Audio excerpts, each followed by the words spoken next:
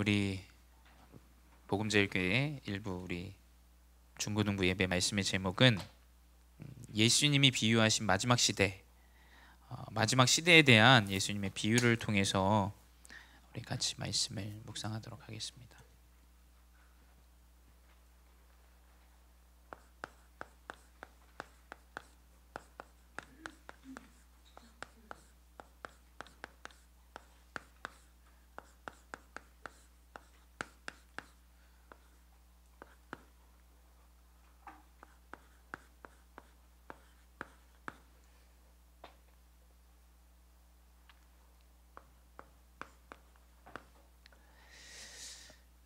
예수님께서는 이 성경은 예수님이 오실 것이다 라는 것을 이제 구약에 기록해 놨죠. 그것이 이제 메시아, 그리고 신약은 예수님이 오신, 그래서 그 언약을 붙잡고 제자들을 통해서 하나님께서 성취하신 이 전도 여정. 근데 특별히 우리가 보는 오늘 이 마태복음의 말씀은 예수님이 살아 계실 때의 시대의 이야기입니다. 근데 예수님은 말씀으로 제자들에게 이 마지막 시대에 대한 이야기들을 하셨습니다. 우리 지난주에는 말세, 마지막 때, 마지막 때에 대한 이야기들을 나눴죠. 마찬가지로 예수님께서는 말씀에서 제자들에게 시대의 마지막에 대해서 계속해서 이야기하셨습니다. 시대가 마지막으로 갈수록 사람들은 어떤 것에 대한 확신을 가지지 못하는 시대가 돼요.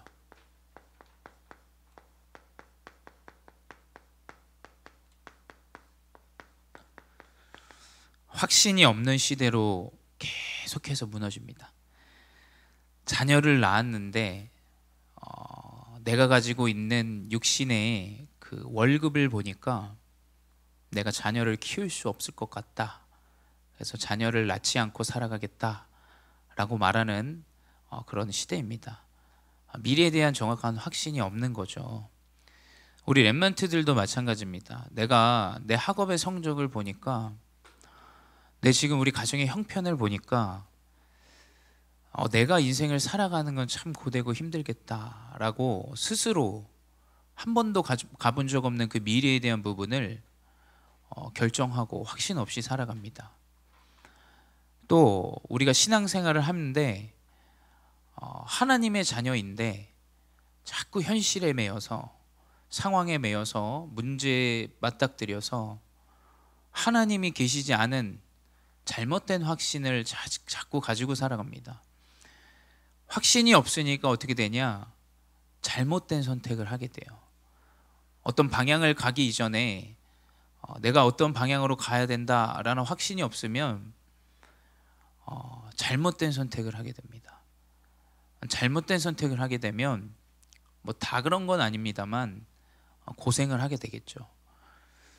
여러분이 명심하셔야 됩니다. 하나님이 존재하시고 하나님이 나와 함께 하시는 분명한 이 하나님의 존재를 여러분이 확신을 가지고 살아가야 돼요. 여러분이 확신이 있든 없든 하나님은 존재하세요. 그건 뭐 여러분이 확신이 있느냐 없느냐와의 차이는 절대 관계가 없습니다. 하나님 존재하시기 때문에 하나님의 존재를 믿고 의지하고 기대는 자는 하나님께서 역사하시고 인도해 나가십니다.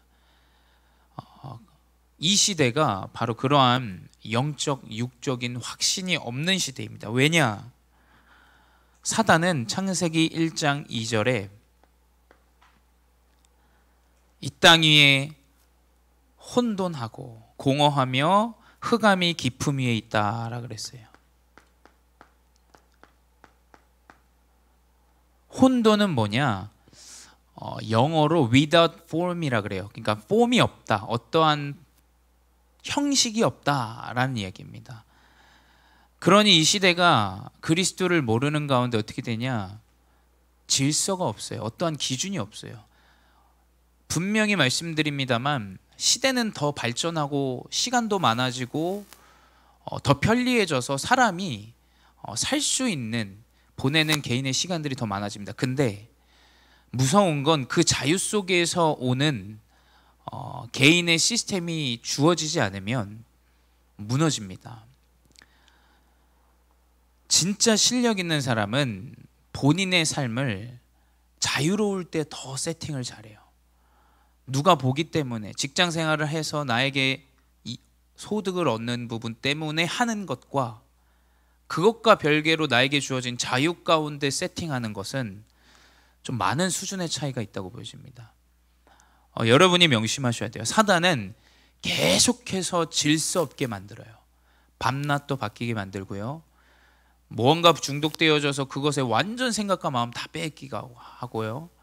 또 나에게 성 저체성에 대한 부분들을 깨닫지 못하기 때문에 질서 없이 자꾸 이상한 흐름들이 나옵니다. 그 왜 그러냐? 성경에 기록된 대로 창세기 1장 2절에 사단은 혼돈하게 만든다는 거예요. 또 뭐냐? 공허하게 합니다. 성경에서는 이 단어를 void라고 썼어요. void라는 것은 빈 공간이라고 얘기해요. 여러분이 이사를 갔을 때 요즘 뭐 심플하게 뭐 인테리어 하는 것도 좋습니다. 근데 아무것도 안 넣고 사는 사람은 없어요. 그렇죠? 그건 정신적으로 뭔가 이상한 사람이에요. 그렇죠? 무언가를 막 쌓아두는 이 혼돈 속에 있는 사람도 마찬가지고, 아무것도 두지 않고 벽에 인테리어 아무것도 안 하고, 이건 좀 이상한 겁니다. 그렇죠? 뭔가 비어있는 그 허무한 마음은 사단이 가져다 주게 돼 있어요. 그래서 이 공허는 사실상 좀 성공자들에게 많이 나타나요. 성공자들에게 본인이 무언가를 이뤄놓고 다 모든 걸 가졌는데 약을 먹어요. 조현병에 시달려요. 미래에 대해서 두려워해요. 그게 나에게 흑암으로 엄습해와요. 그러면 아무것도 할 수 없습니다. 많은 사람들이 이 공허 가운데 시달립니다. 근데 이건 사단의 근본이에요. 사단의 원래 본질입니다. 사단은 이렇게 허무하게 하고 마음에 비어있는 마음을 가져다 주고 뭔가 계속해서 공허한 마음들을 가져다 준다는 사실. 그리고 뭐냐? 흑암 가운데 놓이게 합니다. 흑암은 어둠이라 그래요. darkness라고 하죠. 그래서 어둠 가운데 놓이게 합니다. 어둠 가운데서 어디를 가야 되는지, 어떻게 살아야 되는지, 무엇을 해야 되는지 몰라요. 근데 주변에서 말하는 그 흐름은 알아요. 성공, 돈, 좋은 명예, 자리. 어둠 가운데서 그것만을 바라고 살아가요. 그러니 어떻게 되냐? 분명히 상처나게 됩니다. 어둠 가운데서 한번 여러분이 무엇을 찾으려고 해보세요. 마음과 생각과 모든 삶이 상처투성이로 돼요. 가족과의 관계도 마찬가지고, 자녀와의 관계도 마찬가지고, 여러분의 모든 인생이 어둠 가운데서 발버둥 치는 것은 가만히 있는 것보다 못하게 될 경우들이 더 많아요. 상처 가운데 무언가를 찾는다 그래서 그건 성공이 아닙니다. 여러분, 마음과 상태가 무너지고 정신적으로 무너지는 것, 근데 돈이 많다, 여러분 그게 실로 성공이겠습니까? 여러분 명심하셔야 돼요. 사단은 계속해서 혼돈과 공허와 흑암 가운데 확신 없이 만들어요. 어떻게 해야 되지? 내가 어떻게 살아가야 되지? 무엇을 위해 살아가야 되지? 내 공부하는 이유는 뭐지? 내 미래는 어떻게 되지? 계속해서 혼돈과 공허와 흑암 가운데 살아가게 합니다. 그러면서 어떻게 되냐? 빌레몬서 1장 11절, 무익한 자로 살아가게 돼요.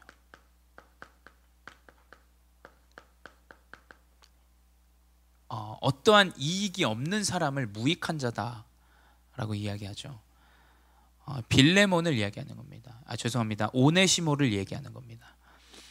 빌레몬이라는 그 주인이 노예로 이 오네시모를 데리고 살아요. 근데 이 오네시모가 빌레몬의 물건과 돈을 가지고 도망갑니다. 로마로 도망가요. 로마로 성공을 위해서 나간 것도 아니고 어디로 가야 될지 몰라서 도망가요. 그러한 확신 없이 나그네 인생으로 살아요. 그냥 인양저냥 도망자로 살아가는 거예요. 사단은 성공을 쫓아가는 것처럼 보이게 합니다. 성공하려고 돈 훔친 거 아닙니까? 내가 없으니까 더 있어 보려고 훔친 거예요. 물건을 가지고 팔려고 훔친 겁니다. 여러분, 그게 제대로 된 인생입니까? 내가 돈을 더 가져보려고 남의 돈을 갈취했어. 그래서 걸리지 않아서 성공했다고 칩시다. 그게 우리가 바라는 성공의 모습입니까? 아니죠. 사단은 이렇게 아무것도 할 수 없는 나그네 같은 인생으로 자꾸 몰고 가요. 그래서 뭐냐? 완전히 확신 없이 살아가요. 이러한 삶이 어떤 확신이 있겠어요? 로마로 갔다. 로마에서 어떤 확신을 가지고 살아갑니까? 내가 살아가면서 뭐 안 걸렸다. 안 걸리면 또 그 가운데서 어떤 확신을 가지고 살아가겠어요? 이 사람은 그냥 빌어먹고 살아가는 거예요. 사실은 근데 이게 여러분과 나의 모습이었어요. 여러분 명심하셔야 돼요. 이게 우리의 모습입니다. 우리가 이러한 혼돈과 공허와 어둠 가운데 살아야 되는 존재였다니까요. 그 가운데 어디로 가는지도 모르고 그냥 쫓겨다니는 겁니다. 뭐에 쫓기는지 모르겠는데 성공과 그 돈과 무언가에 계속 쫓겨서 발끝까지, 벼랑 끝까지 몰려서 가는 인생. 이게 우리의 인생이에요. 근데 이 인생을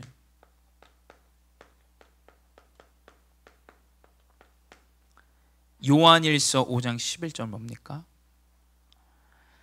생명이 그의 아들 안에 있는 그것이니라. 12절에 뭐라고 기록되어 있죠? 아들이 있는 자에게는 생명이 있고 하나님의 아들이 없는 자에게는 생명이 없느니라. 증거는 이것이니, 다른 게 아닙니다. 여러분이 육신적으로 볼 때 그리스도가 보이지 않기 때문에 자꾸 확신 없이 보이지만 성경은 기록하고 있어요. 또 증거는 이것이니 하나님이 우리에게 영생을 주신 것과 그 생명이 그의 아들 안에 있는 그것이니라. 증거는 뭐냐? 내 안에 그리스도가 계신 것이에요. 여러분, 진짜 소중한 건 보이지 않습니다. 사실 진짜 가치 있는 건 남에게 보여주지 않아요. 진짜 없이 상처 가운데 산 사람들은 자기 걸 막 드러냅니다. 그거 뭐냐, 나는 무시받고 살았기 때문에 나 이거 갖고 있어, 이겁니다. 내가 더 많이 배웠기 때문에 내 학벌이 이거야, 드러냅니다.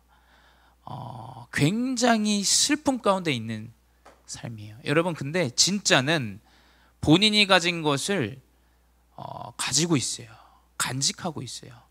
여러분, 증거는 다른 게 아닙니다. 여러분이 그리스도를 통하여 생명을 얻었다라는 이것 가운데 확신이 있어야 돼요. 그래야 여러분 든든하게 건강하게 영과 육을 잘 인도받게 됩니다. 이 확신을 우리가 가지고 살아가야 돼요. 우리 교사분들이 렘넌트들에게 심어야 되는 확신은 다른 게 아닙니다.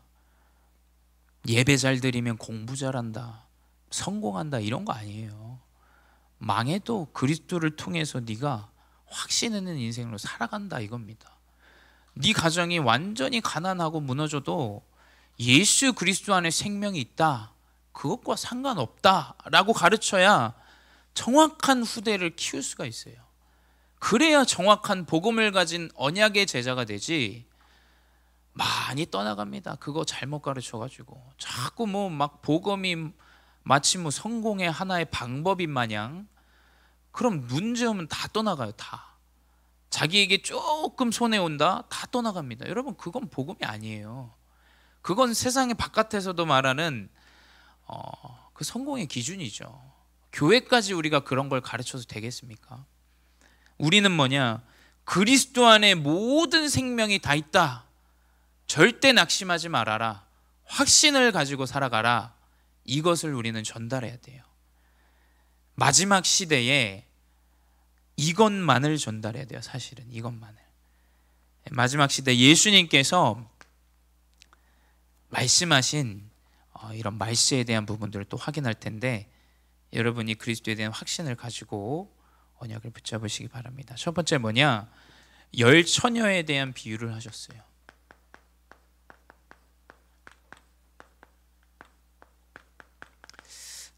일단은 좀 여러분이 먼저 알아야 될 건 그 유대 이 의식 뭡니까? 결혼 의식에 대해서 여러분이 먼저 알아야 될 게 뭐냐? 유대인들은 결혼을 할 때 남자 집에 한번 가기도 하고 여자 집에 가기도 합니다. 그 사람들의 문화예요. 근데 이제 남자 집에 갔다가 이제 여자는 집으로 보내고 남자가 이제 여자를 우리 집으로 데려올 준비를 해요.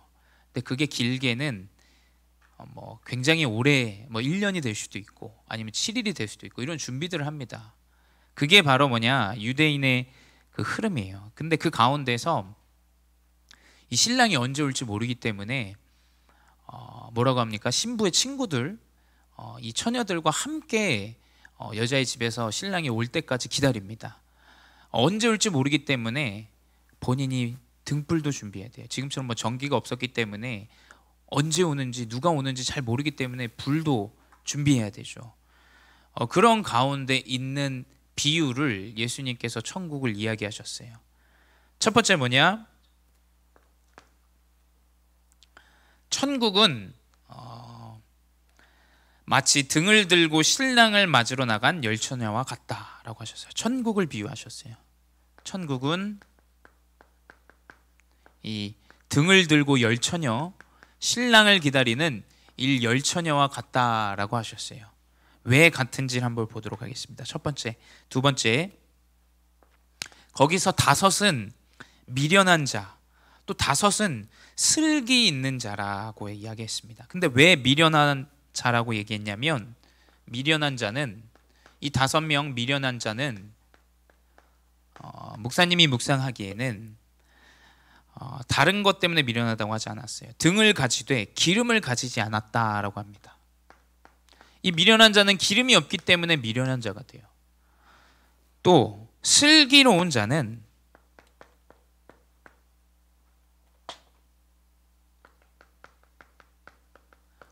준비가 되어진 자죠. 어떤 준비가 되어진 겁니까?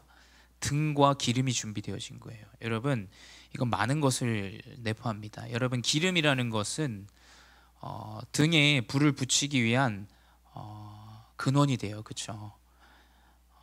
이 빛이 없다면 누가 오는지를 알 수 없어요. 여러분이 이 열처녀의 비유를 통해서 언약으로 붙잡아야 되는 것은 오직 그리스도를 통해서, 빛이 되신 그리스도를 통해서 우리가 구원받을 수 있다. 그걸 통해서만 우리가 신랑을 맞이할 수 있다라는 것을 여러분 붙잡으셔야 돼요. 다른 게 준비되는 게 아닙니다. 내가 빛을 비출 수 있는 기름만 있으면 돼요. 출신이 어디냐? 네가 어디까지 배웠냐? 네 머리 길이는 얼마나 기니? 네가 과거에 어떤 죄를 지었니? 아닙니다. 여러분, 빛을 비출 수 있는 기름만 가지고 있으면 우리는 천국의 백성이에요. 이 언약을 붙잡아야 돼요. 여러분이 그리스도의 언약을 딱 붙잡고 있으면 그리스도를 통해서 하나님은 확신 있는 여정으로 인도하시게 돼요. 왜냐? 빛이 있기 때문에. 누가 오는지도 보고, 왔는데 이 사람이 신랑이 아닌 것도 확인하기도 하고, 분명히 여러분이 이 그리스도의 빛을 가지고 있으면 하나님께서 여러분의 여정을 인도하세요. 근데 이 처녀들이, 미련한 자들이 기름이 없기 때문에 기름이 있는 슬기로운 여자들에게 기름을 나에게도 좀 나눠달라고 합니다. 근데 이 슬기로운 여자들이 네가 기름을 그냥 가서 사와 하는데, 그 가운데 혼인의 잔치, 이 문이 이제 걸어 잠기게 됩니다.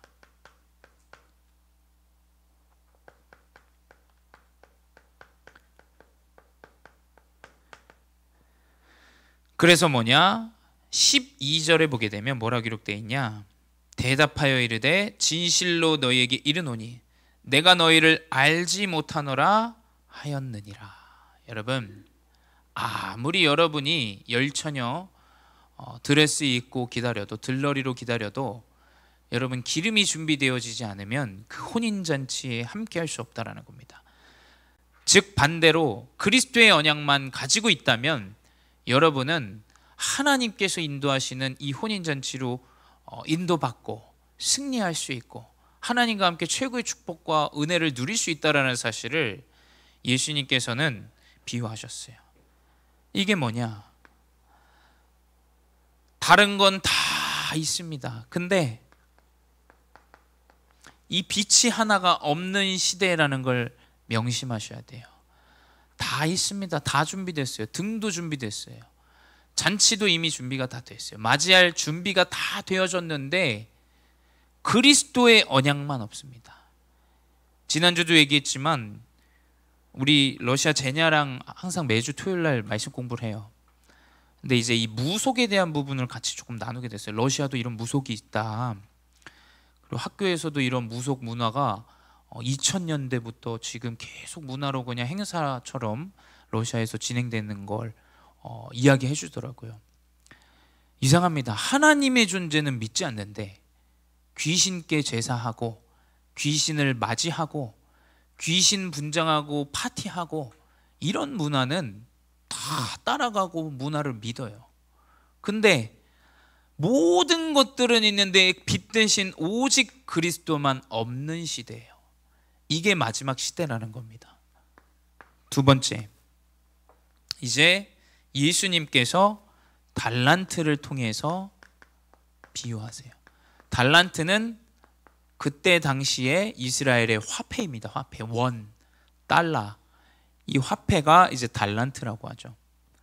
이 달란트를 통해서 비유하는데 첫 번째 어떤 비유를 하시냐? 주인이 출타할 때 본인의 하인에게 각각 그 재능대로 한 사람에게는 5달란트, 또 어떤 한 사람에게는 2달란트, 어떤 한 사람에게는 1달란트를 주고 떠났다라고 기록되어 있어요.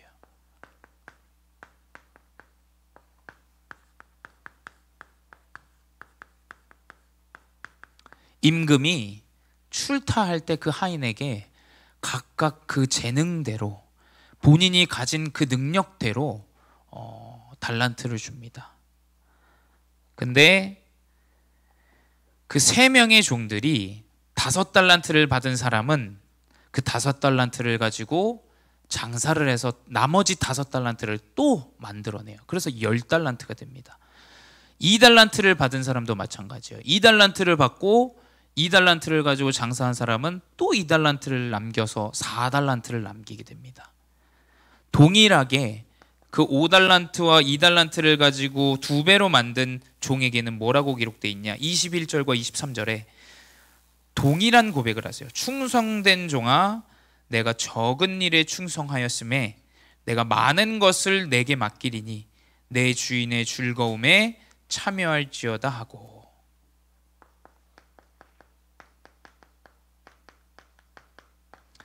그 달란트 5달란트와 2달란트를 남긴 자들에게 충성된 종이라고 했어요. 어떤 거냐? 적은 일에. 이 적은 일을 가지고 본인의 달란트로 이득을 남겨서 주인을 기쁘게 합니다. 근데 작은 일을 통해서 충성된 종이 아닌 첫 번째 한 달란트를 가진 자죠.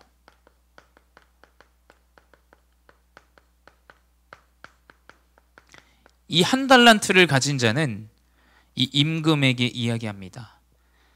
내가 임금을 보니까 24절에 당신은 심지 않은 데서 거두고 해치지 않은 데서 모으는 줄 알았다.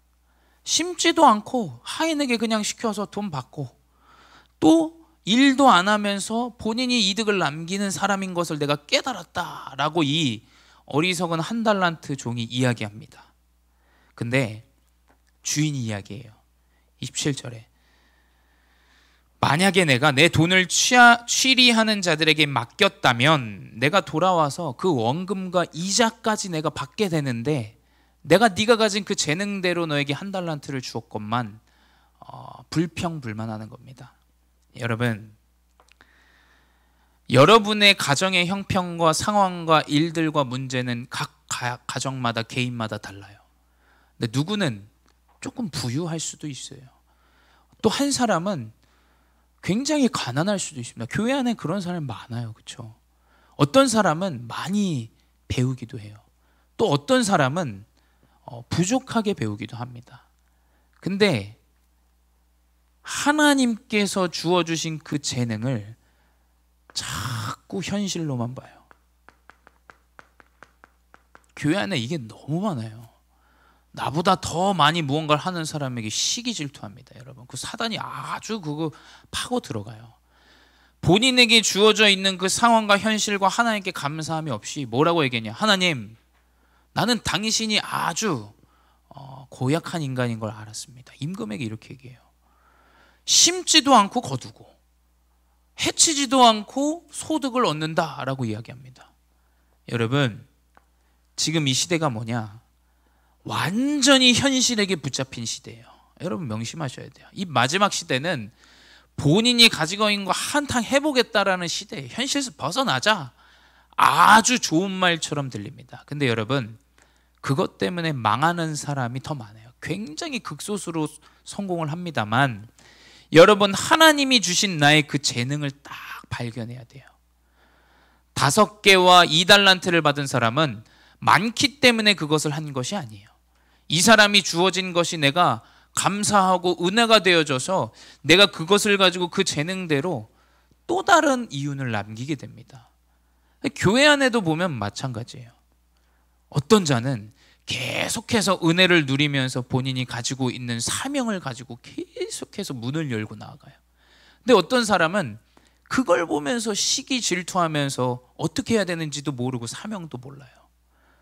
여러분, 현실에 매여 있으면 안 돼요. 마지막 시대는 사단이 계속해서 네가 가진 현실 남들과 비교하면서 네 꼬라지, 네 모습 거기에 붙잡혀서 살아가게 합니다. 근데 여러분 명심하세요. 여러분의 인생 한 명 한 명은 하나님이 다 쓰실 때가 있어서 부르신 거예요. 목사님 같은 존재도 부족하고 연약하지만 목회자로 하나님이 쓰시기 위해서 부르셨고, 내가 가장 낮은 곳에서 아주 내가 섬길 수 있는 게 가진 것이 없어서 내가 그 벽돌 한 장 옮기고 그 교회를 위해서 기도하는 그 어린아이의 마음, 하나님 그걸 보세요. 자꾸 우리가 나에게 주어져 있는 그 하나님의 달란트와 재능들은 보지 못하고 현실과 그 상황에 매여가지고 하나님의 큰 뜻을 모르는 세상과 같이 살아가서는 안 됩니다. 세 번째 뭐냐? 이 마지막 시대에 마지막으로 이제 양과 염소에 대한 비유를 하셨어요.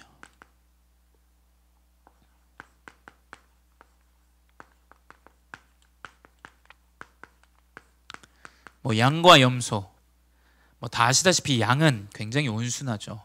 염소는 굉장히 성질이 나쁩니다.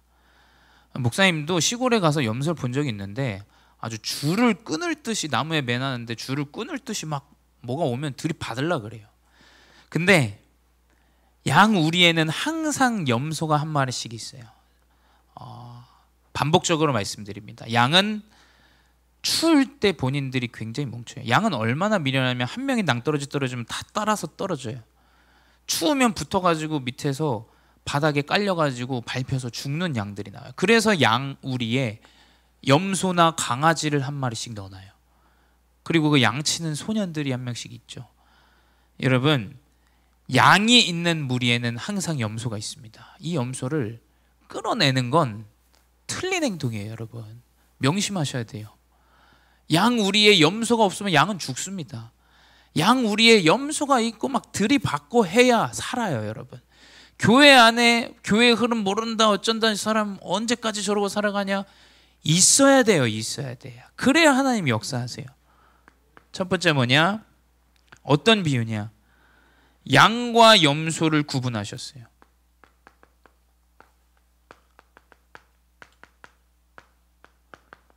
성경에 기록되기를 양은 오른편에 염소는 왼편에 거하게 했다라고 했어요. 그리고 뭐냐? 그 이 양과 염소에게 이야기합니다. 먼저 양에게 이야기하죠. 네가 은혜를 입었다. 네가 은혜를 입어서 하나님의 나라에 가는 참된 응답을 받았다. 상속자, 예비된 나라에 상속을 받을 것이다 라고 이야기합니다. 근데 이 양이 이야기해요. 왜 내가 상속을 받는 자입니까? 예수님 그 주인이 얘기하죠. 내가 줄일 때에 너희가 먹을 것을 주었고 목마를 때 마시게 하였고 나그네 되었을 때 영접하였고 헐벗었을 때에 옷을 입혔고 병들었을 때에 돌보았고 옥에 갇혔을 때에 와서 보았느니라 라고 이야기해요. 그 양과 염소가 이 양이 먼저 고백하죠. 나는 그런 일을 한 적이 없습니다. 내가 언제 그랬습니까? 라고 물어봐요. 양은 알아요, 스스로를. 본인이 그런 일을 한 적이 없다라고 하나님 앞에 고백해요. 근데 염소 같은 자는 뭐라고 얘기하냐? 똑같은 이야기를 해요. 내가 왜 천국에 상속받을 자가 아닙니까? 따지게 돼요. 그래서 이야기하죠, 하나님이. 내가 이랬을 때 양과 같이 똑같은 고백을 해요. 이럴 때 네가 나를 돕지 않았다 라고 물어보니까 염소는 내가 언제 돕지 않았습니까? 라고 반대로 얘기해요. 여러분, 이게 차이예요. 이게 올바른 고백이 되어줘야 돼요. 하나님 앞에서 겸손히 우리 스스로를 돌아보고 점검해야 됩니다. 양은 내가 언제 도왔습니까? 라고 얘기했는데 염소는 내가 언제 안 도왔습니까? 교회 안에 많죠. 나는 다 했는데 왜 응답이 없습니까? 나는 다 돕고 다 헌신했는데 없습니까? 어떤 사람은 나는 도운 적이 없고 하나님께 받은 은혜가 너무 큽니다. 하나님 계속 도와요. 이상합니다. 누군가는 계속 불평, 불만, 불신앙하면서 내가 이렇게까지 했는데 이게 왜 안 되냐? 어떤 사람은 내가 평생을 하나님 앞에 은혜를 받고 모든 걸 받았다고 여기면서 헌신하고 도우면서 살아가요. 근데 예수님이 이야기하죠. 40절에 기록되어져 있습니다. 지극히 작은 자 하나에게 한 것이 곧 내게 한 것이니라 하시고,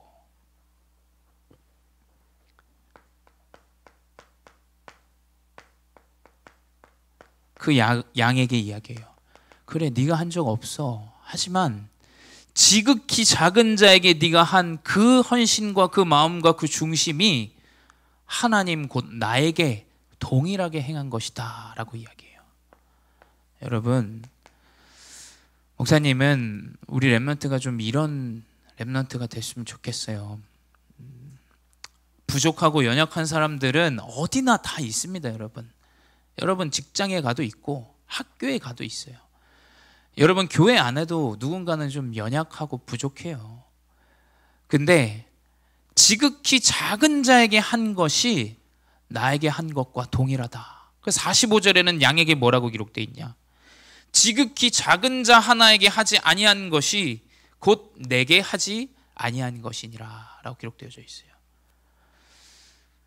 어제 우리 장로님 그 현장에서 우리 필리핀 사람 우리 오늘 뭐 교회 온다 그러는데 뭐 지켜봐야 되겠습니다. 뭐 제자인지 아닌지는. 근데 저는 그것보다 우리 장로님의 그 중심과 마음이 더 감사한 것 같아요. 누군가가 소외되고 연약하게 보여줄 수 있습니다. 홀로 있을 수도 있고. 근데 대부분의 사람은 조금 다르면 그걸 그냥 업신여겨요. 그리고 함께하지 않습니다. 근데 그 중심을 가진 자는 지극히 작은 자에게 한 것처럼 하나님에게 한 최고의 축복도 하나님 주시게 돼 있어요. 이게 준비가 돼야 돼요. 이 마지막 시대 때. 왜냐? 이 마지막 시대 때는 절대 이런 게 날이 갈수록 더 없어요. 연약한 자, 부족한 자, 본인의 생각과 다르다. 분쟁하고 싸우고 전쟁하고 이 사람 멀리하고 버리고 다 두고 갑니다. 근데 여러분이 이 염소 양과의 비유와 같이 딱 언약을 붙잡고 나는 그래 작은 자를 살리는 자다. 지극히 작은 자를 살리는 게 하나님께 하는 것과 같은 것이구나. 이 사람은 어디 가든 승리해요. 어디 가든. 그렇지 않겠습니까? 다 그거 신경 안 쓰는데 돕는 자다. 진짜 승리합니다, 여러분. 그래서 이 마지막 시대에 뭐냐? 한 영혼에 대한 이것이 없어요. 한 영혼에 대한 중심과 마음이 아무것도 없습니다. 나와 상관없지. 나랑 무슨 상관이야. 그 사람은 구원 받든 안 받든 우리 가족, 나, 내 자녀 이거면 되지. 아주 좋습니다. 나, 우리 정도. 그거 이상이 안 돼요. 그러니 어떻게 되냐? 시대가 완전히 무너져 가는 거예요. 그래서 결론은 뭐냐?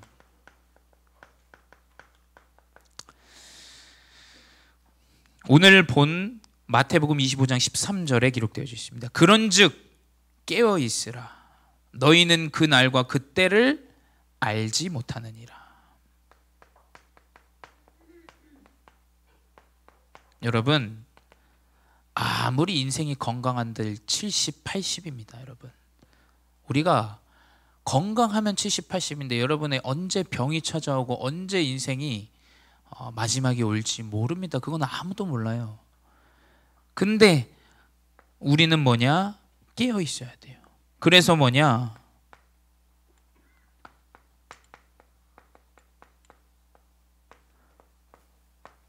여러분에게 이게 지금 회복돼야 돼요. 영적인 플랫폼이 지금 준비돼야 돼요. 지금 여러분의 지금 렘넌트 시기 때 깨어 있는 것은 이 영적인 플랫폼을 딱 준비해야 됩니다. 여러분의 지금의 시기 맞습니다. 육신의 플랫폼도 준비해야 돼요. 학업과 미래에 대한. 근데 여러분, 그게 먼저 되어지고 이게 나중 되어지면 끝끝내 무너져요. 시달립니다. 근데 이게 준비되어진 자는 하나님이 자꾸 문을 열어요. 그래서 여러분, 렘넌트 시기 때 언약을 붙잡고 고백하고 그 말씀을 생각하는 그 흐름들을 계속 가져야 돼요. 삼원을 하세요. 삼원을. 제발 부탁드립니다. 여러분, 뭐 여러분이 한다고 목사님 뭐 월급이 오르고 이런 거 없습니다. 없어요. 여러분, 자꾸 목사님을 마치 뭔가 해라 하는 사람으로 만들지 마시고, 여러분 제발 이걸 만들어야 돼요. 지금 이 렘넌트 시기 때 그게 딱 문제 왔을 때 생각되어지고 발견되어지고 그것 붙잡고 승리하고 일어나야 돼요. 그것만이 여러분이 미래를 준비하는 겁니다. 그래서 여러분, 언약 붙잡고 내가 삶에서 한번 생각해보는 그 패턴, 문제 왔을 때 생각해보는 거, 아무 문제 없었어. 그걸 또 생각해보세요. 이러한 생활의 이 스피리추얼 플랫폼, 영적 플랫폼이 우리 렘넌트들에게 이 마지막 시대에 빛이 없고 현실에 무너지고 한 영혼에 대한 가치가 없는 이 시대에 정확한 언약을 붙잡고 승리하는 귀한 렘넌트들 되시기 바랍니다. 기도하겠습니다. 주님 감사합니다. 언약을 붙잡고 빛을 가지고 현실에 무너지지 않고 영혼을 살리는 렘넌트들 되게 해주세요. 예수님 이름으로 기도드렸습니다. 아멘.